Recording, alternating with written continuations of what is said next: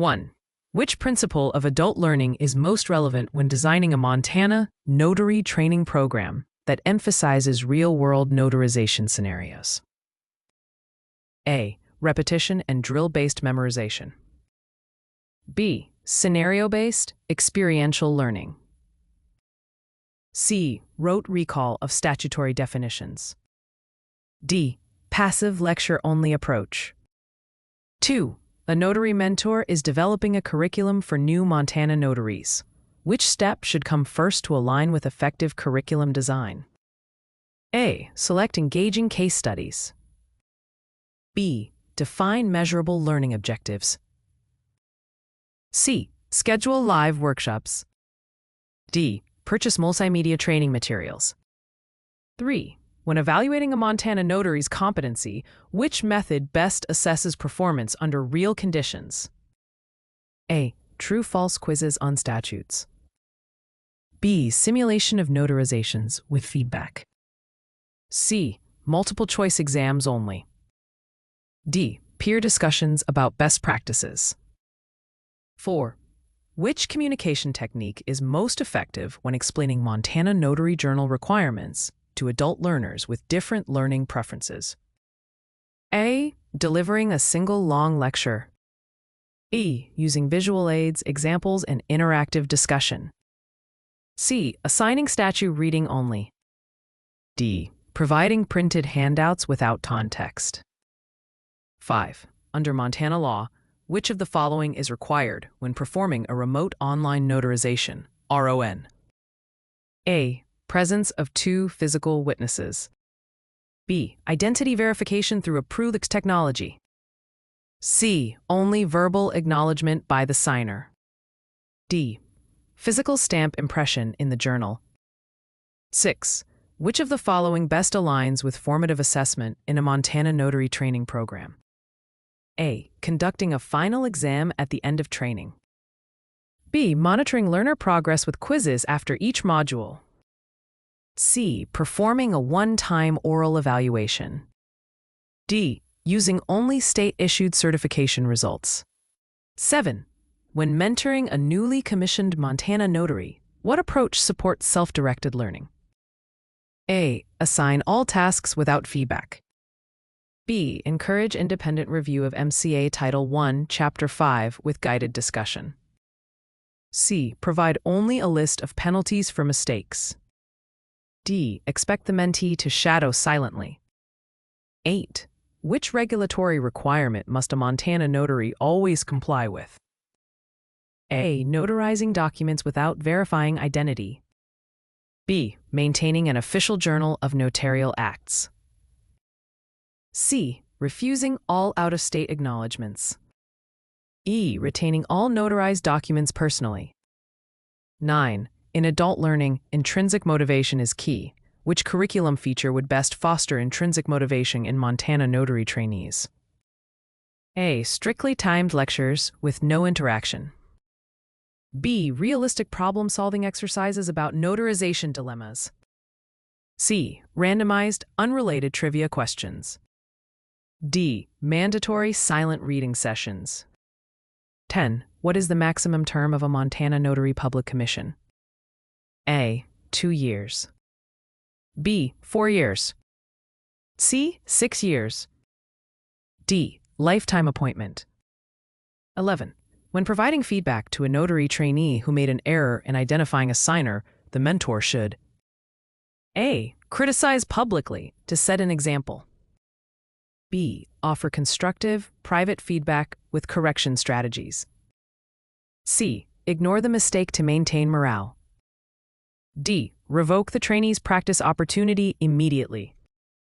12. Which of the following is a summative evaluation method suitable for Montana notary training? A. Pre-course knowledge assessment. B. Mid-training discussion forum. C. End-of-course performance exam. D. Ongoing mentoring sessions. 13. Montana notaries may refuse a notarization if A. The signer cannot provide satisfactory identification. B. The signer's document is from another state. C. The signer speaks a different language. D. The signer is an employer. 14. In developing a training module on notarizing electronic documents, which element ensures regulatory compliance? A. Teaching manual, paper seal techniques. B. Reviewing Montana's electronic notarization statutes and administrative rules. C. Encouraging personal interpretation of the law. D. Skipping legal references for faster delivery. 15. Which adult learning principle is demonstrated by encouraging trainees to share their past notarization experiences during class? A. Readiness to learn. B. Prior experience as a resource. C. Passive observation. D. Behaviorist conditioning. 16. If a Montana notary fails to properly record a notarization in the journal, what is the potential consequence? A. No consequence if the signer consents. B. Possible disciplinary action or commission suspension. C. Only a verbal warning from the signer. D. Automatic renewal denial without investigation. 17. Which mentoring approach builds critical thinking skills in Montana notary trainees? A. Asking open-ended questions about unusual notarization scenarios. E. Giving pre-written scripts for every notarization. C. Requiring verbatim memorization of statutes. D. Avoiding discussion of complex cases. 18. Which of the following is considered an unauthorized practice of law by a Montana notary? A. Explaining where to sign on a form. B. Advising on which legal document to choose.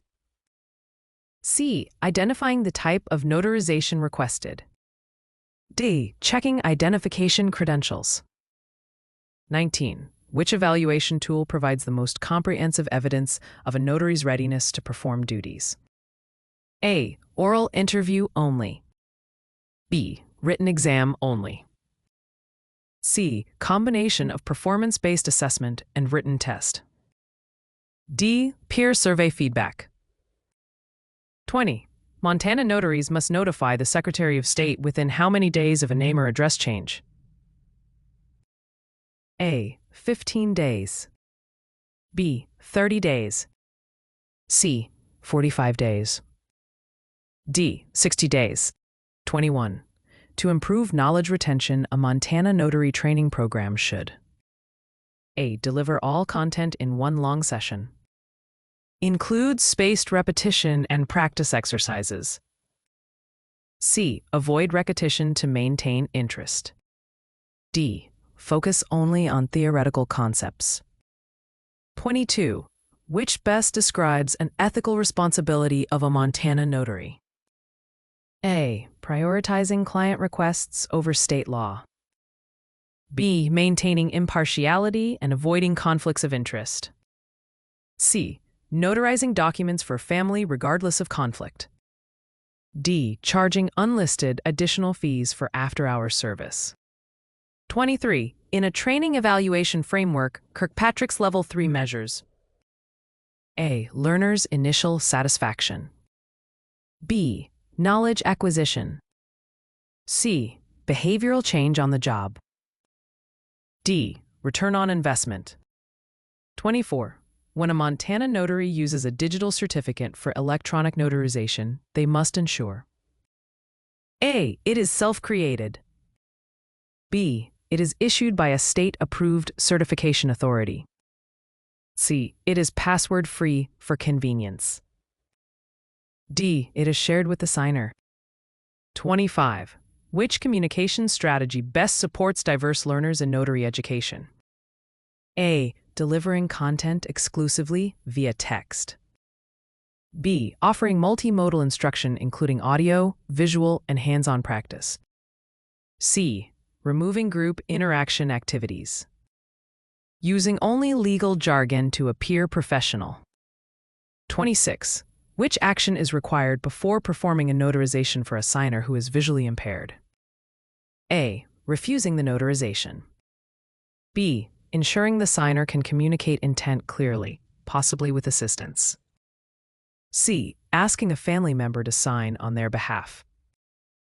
D. Notarizing without interaction. 27. In curriculum development, aligning learning objectives with assessment methods ensures A. Faster program delivery. B. Valid measurement of intended outcomes. C. Reduced need for learner participation. D. Fewer legal compliance checks. 28. When mentoring a Montana notary on fraud prevention, which example best illustrates a teachable moment? A. Sharing a real case of forgery caught by proper ID verification. B. Providing a list of forgery statistics without context. C. Asking them to memorize statute numbers only. Avoiding sensitive examples to prevent fear. 29. Which Montana Notary Act requires a personal appearance of the signer? A. Acknowledgement. B. Copy certification. C. Verification on oath or affirmation. D. Both A and C. 30. To accommodate adult learners' need for relevance, a Montana notary course should A. Use hypothetical examples unrelated to notary work. B. Include scenarios directly tied to Montana notarial law. C. Focus only on general U.S. legal principles. D. Provide abstract theory without application. 31. When assessing training impact, which metric reflects long-term effectiveness? A. Number of participants enrolled. B. Immediate satisfaction ratings. C. Reduction in notary errors 6 months after training. E. Quantity of training materials distributed. 32. Montana notaries must use which type of seal for official acts? A. Embossed seal only. B. Pre-inked rubber stamp meeting statutory format. C. Any decorative stamp. D. No seal is required.